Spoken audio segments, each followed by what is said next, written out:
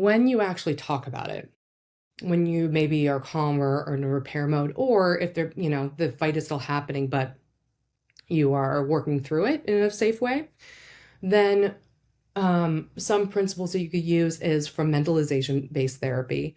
You can kind of break down like what happened, right?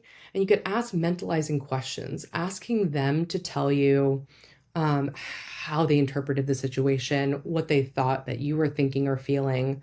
And you can talk through that. So you could ask like, oh, when if they say like, oh, you didn't text me back. Oh, how dare you? Instead of saying, no, I did. I texted you later. You can ask about their hypermentalizing. You could be like, okay, when I didn't text you back, what did that mean to you? What were you thinking? What were you thinking that I was thinking? What'd you think that I was thinking?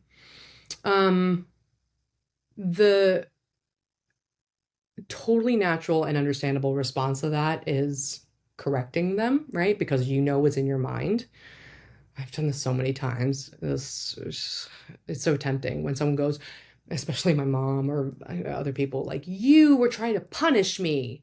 You were whatever. And I'm like, no, I wasn't. Like, you were upset because of something you think was in my head, but I'm the only one who could tell you that that's not true, right? So, um, like it's just so tempting to argue. If you do it, I get it. I've been there. If you can validate at that point, you would be a master. You would be like the best DBT therapist ever. So if they go, you know, your chair knocked into mine and you were trying to dismiss me, instead of saying, no, I wasn't, be like, oh, so when my chair knocked into yours, you thought that I was trying to dismiss you? Of course you'd be upset. Of course that would be hurtful if you thought that. Oh, I'm so sorry that made you feel that way. You don't have to say, okay, yeah, I'm the worst. But you could say, oh, from your perspective, this happened, which made you feel this. That makes sense if you thought that, right? You don't have to agree with them, be like, yes, I was punishing you. But you could be like, oh, okay, I am so sorry that that made you feel dismissed. You can, once the validation is really like settling in, you could say, like, I'm sorry I made you feel that way. That was not my intention. I'll try better next time. Like, what can I do next time to make sure that doesn't happen, right? Like, you can clarify, you could say things kindly, right?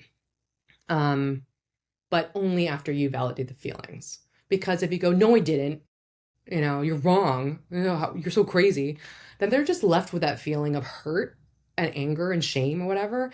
And someone just told them, like, well, you have no reason to feel that way, but it's still in their body. So like, they're like, okay, what do I do with that?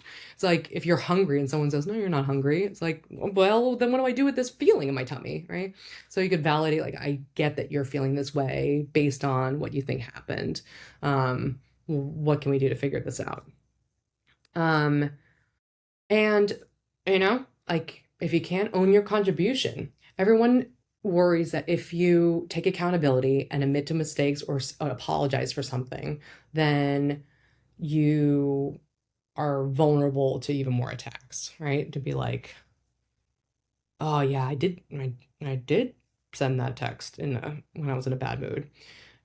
Then you would, a lot of people are afraid that that just like gives them the ammo. Actually, it's really interesting. My friend Marcus told me this study, and I have to find it, but there's one hospital that actually did an experiment where they admitted um, their mistakes in the medical procedures. And you would expect that, you know, lawsuits and liability would go up, but actually went down when doctors were like, hey, I made this mistake. I'm sorry. Let me fix it. And actually, lawsuits went down because that's what people are looking for. Like, if you made a mistake, if you did something to hurt them, even if you didn't mean to, and you say, oh, well, yeah, I did that. I'm sorry, that's not what I meant. I'll do better next time. That's what they're looking for, right? So the more that you do that, the more their defenses will go down and the less that they will have to fight to get that accountability.